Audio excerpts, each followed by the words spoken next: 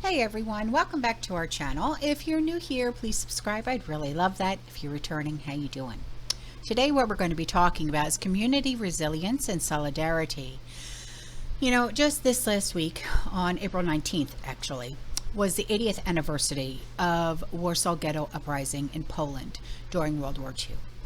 And what does this have to do with the prepper community, you ask? Well, the connection lies in the critical role that community resilience and solidarity play in a time of crisis. Despite being outnumbered and facing overwhelming odds, the residents of the Warsaw Ghetto came together to resist the oppression and the brutality of a regime. The collective action, the unity, and the support for one another demonstrated the power of community in the face of extreme adversity. Now, likewise, a strong and cohesive community is vital in terms of being prepared for difficult times ahead of us, whether it's just one of those everyday emergencies that we all experience, like job loss or emergency evacuation, to something much more serious. During times of crises, communities that are well prepared and have strong social connections are better equipped to respond, to cope, and to recover. This is a greater sense of collective responsibility and mutual aid, both of which are crucial in emergencies, and they promote psychological resilience, that ever important survival mindset that we all talk about so often about, right? So the Warsaw Ghetto Uprising anniversary is a reminder as well to the importance of community in prepping and also in survival. Now, just the other day, I spoke about how to help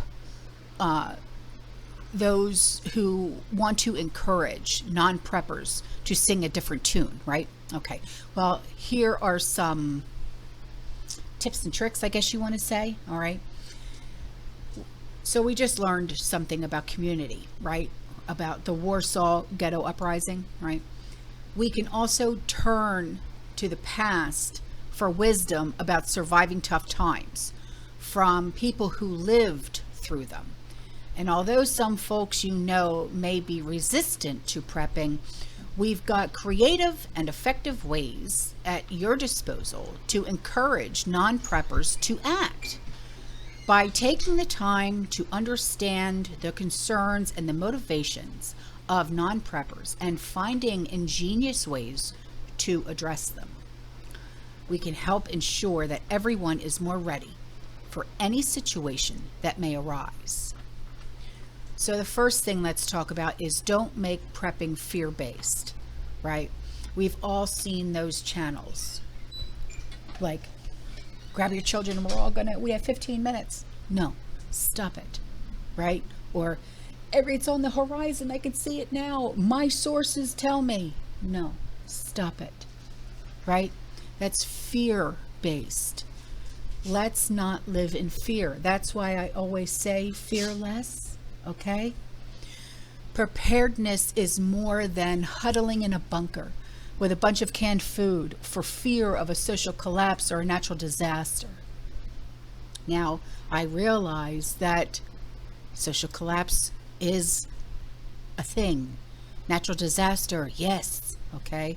Rather, it is a variety of skills and lifestyle changes. Most non-preppers can see their way to making a few of these changes, baby steps, like we all made when we first started preparing. Gaining a few of these skills, but not when offered to them in a steaming helping of dread, right? Now, there are many reasons to live in a preparedness lifestyle like we do. Most of them don't sound like fun. Many people try to avoid thinking about unpleasant things happening to them. They feel like they aren't in control of those situations, and so there isn't anything that they can do about it anyway. In most cases, you've lost them before you even get to the word prepared out of your mouth. Instead, discuss how preparedness gives you better control of potential situations that come your way. Think about benefits of being prepared. People who are prepared save money. Hello. People who are prepared often live a healthier lifestyle. We do. They exercise more. They spend more time outside. Preparedness gives children creative activities to do during the summer. It also gives family skills to build on and draw from. There are also many, many, many benefits that you can promote about being prepared. They are not based on fear. Give some thought to the particular people that you have in mind and think about which benefits, okay, that they might be receptive to. Begin there. Test the waters. Adjust your approach or your benefits as necessary. All right? Like this. Say you're dealing with an insurance guy or a banker, whatever. Prepping is like an insurance policy. Why do you have homeowners insurance, car insurance, insurance on your cell phone?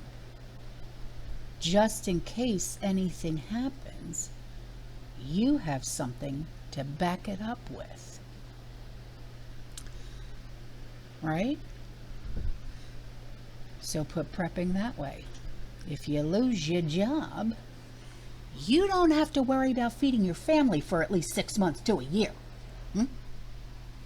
All the money that you have saved up can go towards your bills and not worrying about feeding your family as well. Put it to them that way. Look at it as appealing to their passion.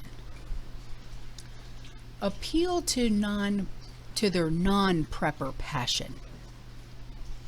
The fun thing about preparation is that it breaks down into smaller topics. Each of these topics sound like a piece of common sense on its own.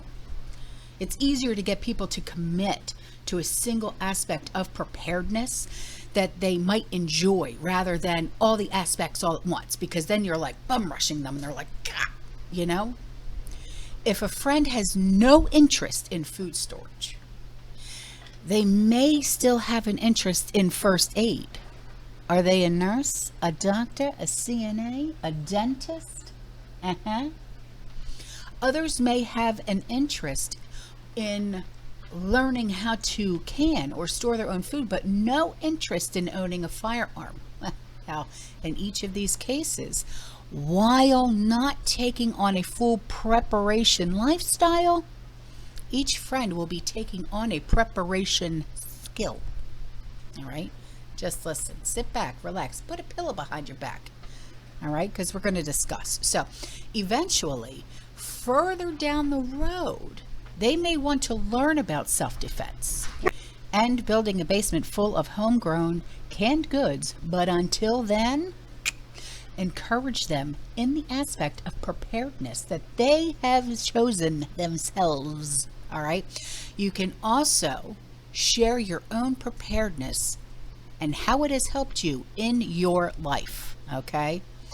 Did you ever lose a job or hit a rough patch, have storage to fall back on? We've all been there, don't lie. Okay, so did you ever have to live for a week without running water because street construction, well problems, a hurricane came through, okay, drought-induced water restrictions? Perhaps you, they, or someone that you know or that they know had an emergency evacuation. Okay. Talking about these experiences in the midst of a regular conversation can be powerful, and you may reach your friends sooner than worrying about a future that may or may not come. I'm just trying to throw ideas out at you, okay? So listen, all right? So the next thing is give gifts. You know, is it their birthday, their anniversary? You've known them for a couple of months. I thought of you, I saw this. Any occasion for gift giving might be an occasion to encourage prepping with practical gifts. So, I mean, it could be anything.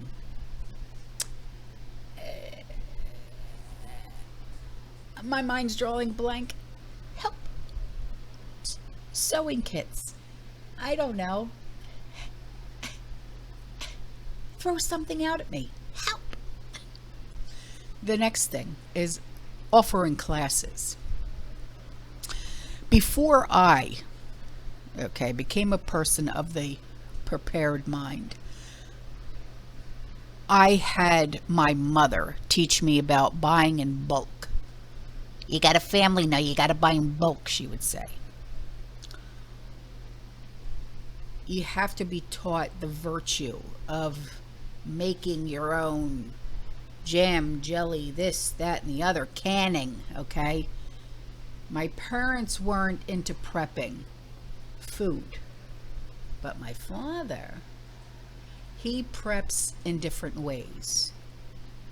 Silver and gold, silver and gold. And he's been doing this since I was a kid. But they did provide me with self-defense lessons. Why? My mother's a retired police officer. So she taught me and my sisters how to defend ourselves. Lessons in money management. My father, love him to death, he taught us the value of the dollar. He put us all on budgets. He showed us how to do everything when it comes to money management, okay? Very smart man, my dad, okay? And I learned how to backyard garden by my grandmother, all right? So most of the time, a lifestyle of preparation does not start with someone waking up in the morning and thinking, it's about time they start a backyard farm. No, all right? Often it's a lifestyle that grows with our situation in life and little lessons along the way. Be one of those people that makes the little lessons available. You know what I'm saying? Now, here's some suggestions for classes for non-preppers, okay? If they're eco-friendly, you know? We know those ones, yeah? We all have one in our group. You can teach natural fertilizers for gardening. You can promote electricity-free cooking, solar power energy. While many people aren't sure about the idea of preparation, they do want to help the environment. And currently, these are methods used to accomplish both. So, healthy living is another one. This could include learning to make your own cleaners. They don't cost as much if your child chooses to drink vinegar or lemon juice. Okay? Safety first. It's not the danger that drinking commercial cleaners is. Okay, plus your house will smell better if you use lemon juice. I found that out. So you could also teach people how to cook a hearty, healthy meal from dry goods like split peas and pinto beans, and you might even toss in a few more exotic items like sprouting your own seeds. Oh, the Lord. Okay, so here's another one, saving money. Many young people, and new parents too, look for ways to eat healthy without breaking the bank on fresh produce. Teach the benefits of an apartment garden. Hydroponics, all right? So, help them learn how to create a meal plan, combine canned foods to make a nutritious, nutrient meal. If they have babies and are planning to start a family, express the value of the cloth diaper. Really, seriously. And also, share with them the 52-week savings plan. If, if you're on a budget, having a savings plan that will carry you out throughout a year is amazing, okay? I'm on a budget plan that my father set up for me. It's 52 weeks, boom, obviously 52 weeks in a year. And I know exactly what goes out every single month, on what day, and bum, and I know what I got every single moment of every single day. And there's never a surprise. You know what I mean? So the next thing is cooking from scratch. Getting back to basics is so important. Help them learn the value of individual ingredients to prepare meals rather than pre-made convenience meals that are loaded with nothing but processed garbage and sodium. And the next thing is repairing things on your own. Teach the benefits of repairing versus replacing something, or paying someone else to do it. This could include computers, cars, patching up your jeans. Help them discover the best ways to reuse an item. It could be anything. Find items for free. Think samples, you know? Did you ever think about using free formula samples for your baby in a 72-hour get-home kit or a bug-out bag? Okay, this is what I'm getting at. Now the next thing is physical exercise. Nothing gets you in shape like outdoor preparedness. Hiking, camping trips, canoeing. These are just a few things that I'm throwing out. They would both be helpful in an emergency situation and help you drop a few pounds. Unless you're like me and you have hypothyroidism. But I'll go on. If you have health-conscious friends, show them what nature has to offer them rather than a gym membership. They're overrated anyway, gym memberships. This could bring up other topics like having enough water during a hike, or how to use a compass because you took a wrong turn at that rock back there, right? Because all rocks look the same. The next thing is long-term food storage and methods. There's so many of them. So this is a natural place to teach about other long-term food storage plans and methods. Nothing spoils a canoe trip like finding those fresh, tasty brownies in your bag and they're a soggy mess. So, because the Ziploc had a hole in it, because you thought you zipped it up, and now your brownies taste like salt water. Anyway,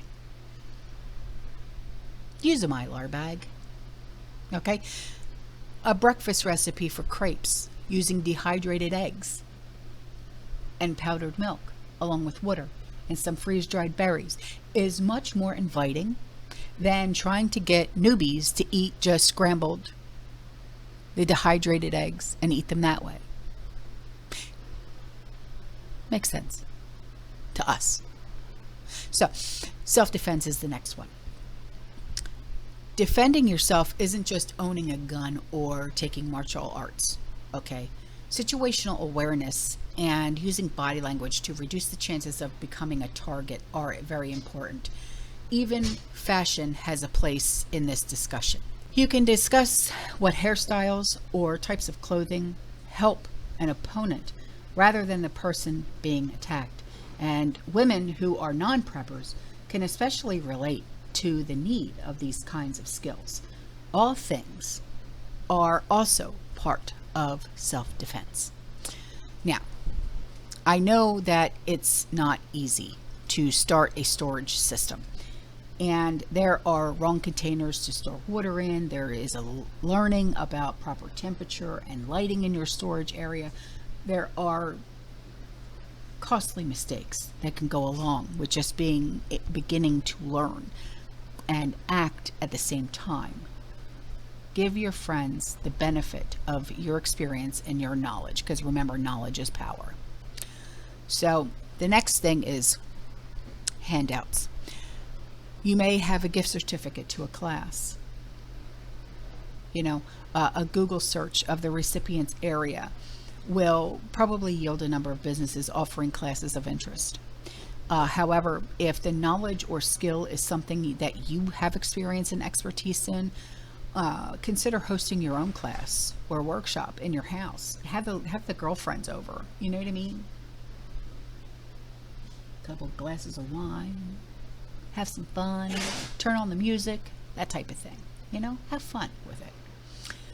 Now, if you do, send your workshop participants away with an outline of what you just went over and have them available for those that may be interested in starting out. And when people have a plan to follow, they are more likely to follow through with it. You know what I mean? And if there's a great deal of interest, you might even consider charging a small fee for your efforts. Not always because they're friends, but if friends start inviting friends and those friends invite friends, you know what I mean? So address non-prepper potential concerns. Be prepared to talk about the reasons non-preppers feel that they can't take these steps toward preparedness. Be sure to listen well so you understand. Their receptivity will be greater if they feel that you see and you understand their concerns and recognize their validity.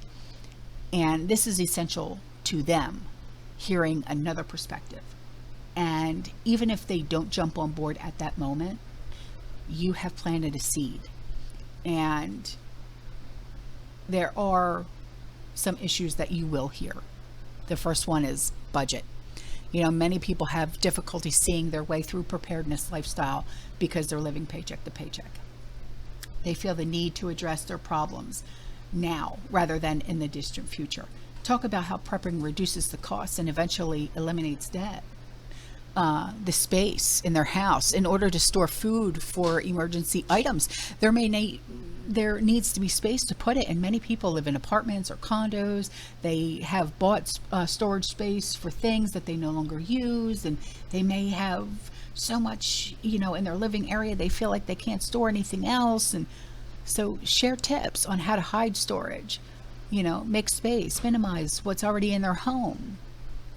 A lot of us preppers are actually minimalist, so share your tips and your tricks. The next one is meal preparation. It's great to have storage, but will your family eat it? Can you cobble it together in a decent meal? Will it be nutritious? You could respond to this concern with recipes, shopping lists, cooking classes. That's why with every newsletter that I put out, I always put in a cookbook of all of my favorite recipes. The next one is encourage them to use their food storage regularly, right? Rotation, rotation, rotation.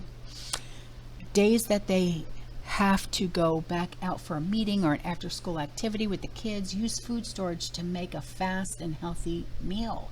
Or when those veggies that they just bought are all moldy, pull something from the food storage to finish that meal. Even better, share the benefits of dehydrating to preserve produce. They might otherwise just go to waste. That's money saving right there. So here's my final thoughts on persuading non-preppers. Although some folks that you may know or that you do know may be resistant to the idea of prepping, you've got creative and effective ways at your disposal to encourage non-preppers to take action, and take action right now, from focusing on the practical benefits of preparedness to making it a fun and engaging activity. There are many approaches that can be tailored to the individual and to the family by taking the time to understand the concerns and the motivation of non-preppers and finding ingenious ways to address them. Now, you can help ensure that everyone is more ready for any situation that may arise. Don't give up on those that that don't prep. Remember, even small steps, baby steps, can make a big difference when it comes to emergency readiness. And if you find a person that's ready to jump in with both feet, take it slow, take it steady, because remember, slow and steady wins the race. All right, guys, I'm out of here. All right, you stay safe, you stay positive, you keep prepping, and as always, fear less.